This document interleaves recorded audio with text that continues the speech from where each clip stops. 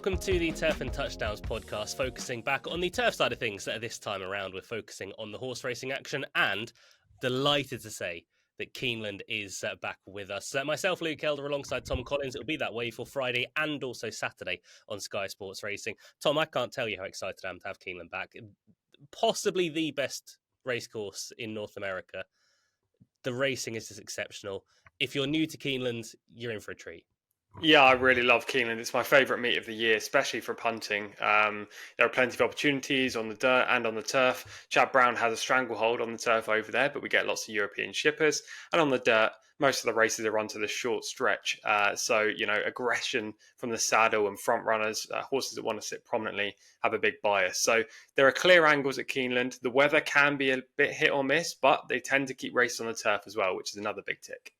Yeah, probably one of the best turf courses in the US, which is a big help on that side of things. We do get plenty of European interest as that we will be taken into account in this contest with the Coolmore Turf Mile. So we'll get straight into the contest. At the moment in the UK, we have got markets up for this. Spackler is currently 9-4. Kikkuli, one of the European interests, is 7-2. Mountain Bear 4-1. More Than Looks 13-2. Talk of the Nation 10-1, 12-1, and bigger the remainder. They will not be the SPs, Tom. Those prices will change quite a bit. But we'll dive in with Spackler, who over in the US, quite simply, he's one of the best North American turf horses around. Yeah, he's an excellent horse. He's won 6 of his 9 starts so far. He's now a Grade 1 winner following his victory in the 4-star Dave at Saratoga last time. And there's no fluke about that. He has been knocking on the door at the top level for quite a period of time. Not that he's had many chances at Grade 1 level, but he's just been, kept under the radar in lesser graded races, try and rack up as many wins as possible. And this horse seems to be still maturing and getting better with age right now. Chad Brown, as I say, has a stranglehold on the turf races, kind of in North America in total, but definitely at Keeneland. And I like the fact that Spackler is going to Keeneland now. He was supposed to go there 12 months ago. He actually shipped from New York down to Lexington. Unfortunately, he got colic and wasn't able to race. And he had to undergo surgery, and now he's a better and fitter horse. Chad was worried about the ship, but obviously he's still entered in the race, so I imagine things have gone A-OK for him. Yeah, absolutely. He's currently 9-4. He has been rumoured to ship to quite a few different places in the last few months. Woodbine was very much what was on the agenda. That didn't quite happen. If you are a regular, by the way, in Turf and Touchdowns, I apologise for my background and my surroundings. It's very different. But this is, believe it or not, a radio studio. Not a great one, but it's a radio studio. So we're doing it from here today. We'll keep working our way down. The one anomaly in the market that we look at the moment is, without doubt, More Than Looks. I think Spackler will go off shorter than 9-4, was 5-2 when the market opened. More Than Looks was 9-1, is now 13-2. Quite simply, that price is just wrong. This is a European market favouring European horses, and it will be corrected, but at the time of recording, and hopefully the time that you're listening to this, that 13-2 is still around. But anything upwards of 5-1 is, for me, an each way bet on More Than Looks. Yeah, well, I managed to get some pennies on at 9-1, which is fantastic. Hopefully, anyone who saw the anti-post price for that one firm also managed to get the odds there, because it was just ridiculous. They've quite clearly got it wrong. More Than Looks will be second favourite in this race in the US, probably in the UK market as well. And I just can't believe they put this horse in at such a huge price. It's just ridiculous, really. He's another one of the really good US turf horses that's up and coming. And starting to make a name for themselves in the top level over there. Last time up, he was coming off a long layoff. His preparation hadn't gone well. He was forced to miss a race at Saratoga, I believe, because it was washed off the turf and then wasn't rearranged. So he went to the 4-star Dave last time. He ran a good second behind Spackler. Interestingly, Spackler was right up with the speed. The pace held up. That day, they didn't go overly quick up front.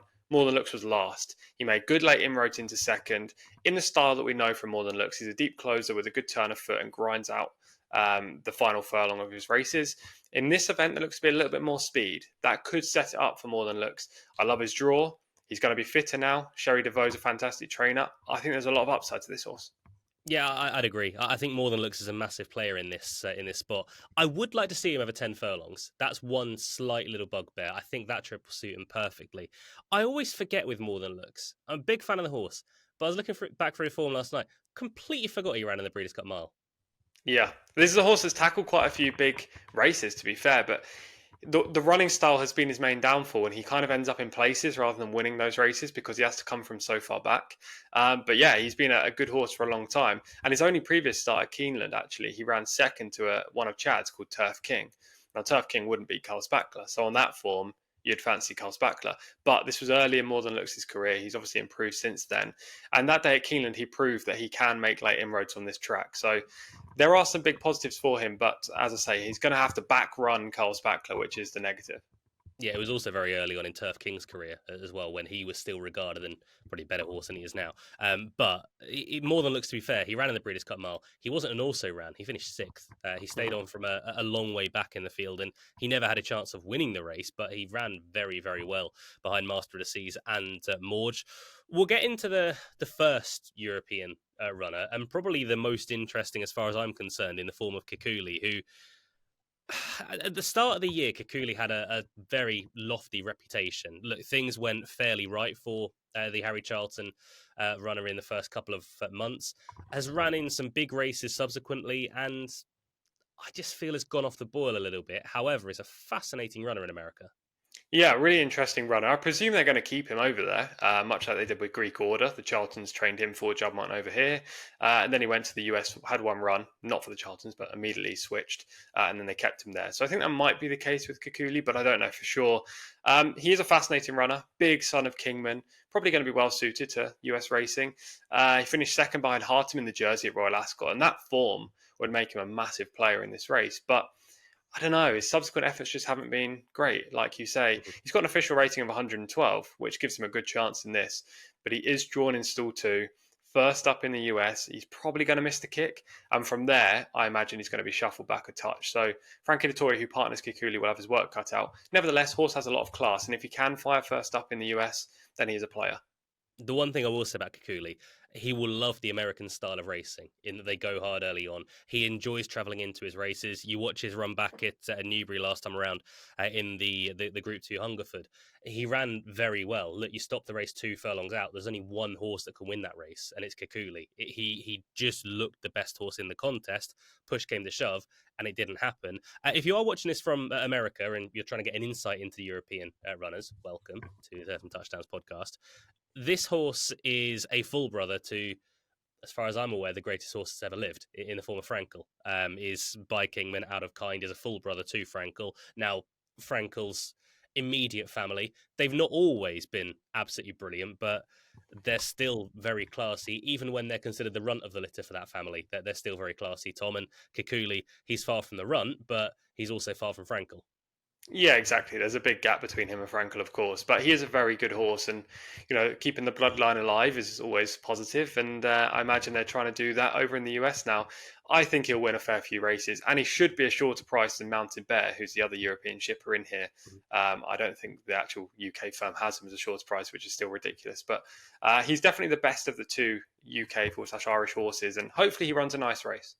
Yeah, I'd agree with that. Mountain Bear is a horse who was 2 places behind in the Jersey at Royal Ascot, but we know that Mountain Bear can run in the US because we saw Aidan O'Brien's horse go to Santa Anita, ran in the juvenile turf last year. We were both very keen on Unquestionable alongside Mountain Bear as a forecast. He got hurt in that race afterwards and had a little bit of time off after the contest, but his form doesn't amount to a massive amounts. It's not the same as Kikkuli. I thought he ran very, very well at Royal Ascot. You have to give him credit for that, but I don't see Mountain Bear featuring. Me neither. I don't like the draw for him in stall one. His recent form has been solid, but not spectacular. As you say, that one run in the Breeders' Cup Juvenile Turf was a good effort in second. He had to swing extremely wide, but it wasn't the deepest of races. He was beaten by a nice horse, but the rest aren't much. So he'll have to improve. I don't like him at all. And I mean, it's kind of obvious that Ryan Moore has decided not to go over. There are obviously good races in Europe on Saturday and especially Sunday, but if Ryan wanted to go over on Saturday and fly back for the Arc, he could have, and he's decided not to. Yeah, exactly that.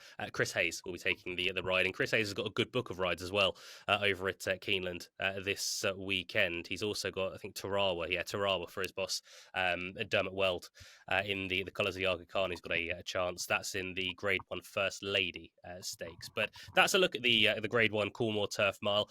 We're differing in opinions, but I think we also agree with each other at the same time. I think we've got the same 1, 2, 3, but not necessarily in the same order, and also price dependent. We've got different plays. So, who's your play here? Yeah, my pick this week is going to be More Than Looks in the Coolmore Turf Mile. I love the current price. If you're in the UK, take that, snap it all up. You're going to get great value there. To be honest, if he goes off 3-1 in the US and obviously closer to the off over in the UK, I think that's fine. I'd be happy to take a little punt on him there as well. But obviously, at the massive price now, you have to side with him just from a value perspective. I do really respect Carl Spackler. He is the horse to beat. He has tactical speed in a race where there isn't much pace. The pace probably comes from Talk of the Nation. Maybe one of Chad's other horses, Running B, could go forward as well. But I think Carl Spackler will be in the first three. He'll have the first chance of winning this event. And I wouldn't be surprised if he did win. He was very good in the 4-star Dave. But More Than Looks is a horse that I've really got a soft spot for. I thought he ran great last time in his first start off the layoff. And he's only going to improve for each start. Keeneland suits him well with that longish home straight. And I think he'll go closer. Yeah, I get that. If he's anything above 5-1, I think I'll be playing More Than Looks from an each way standpoint. I think he's got a big chance. However, I just don't think he'll get the better of Carl Spackler, who's the play. I think last time around was I thought that was the moment that we were waiting for with Carl Spackler. That was the wow moment where he went away and won the 4-star Dave impressively. It was the first time ever he had recorded a bear speed figure of 100 plus. He recorded a 105. That is very encouraging. Everything looks to be in Carl Spackler's favour. He might go towards the Breeders' Cup after this. I'm not 100% sure, but he's more than good enough to be competing at that level. And I think Carl Spackler will take a bit of beating. Currently in the UK, 9-4.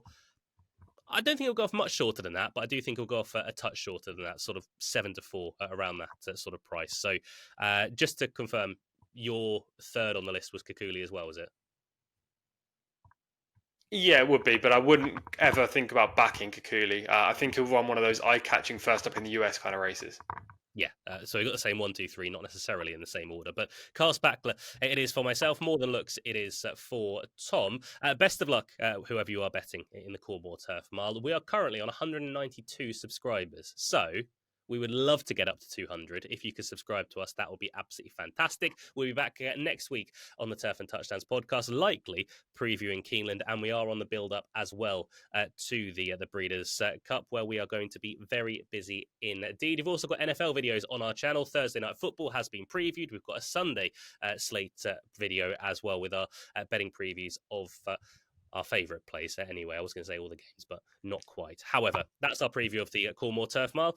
Tom, we're going to go talk about NFL now. Yep, let's go do it. See you soon. We'll be in the same clothes. But thank you very much for listening. We will talk to you next week. Until then, stay safe, look after other. Goodbye.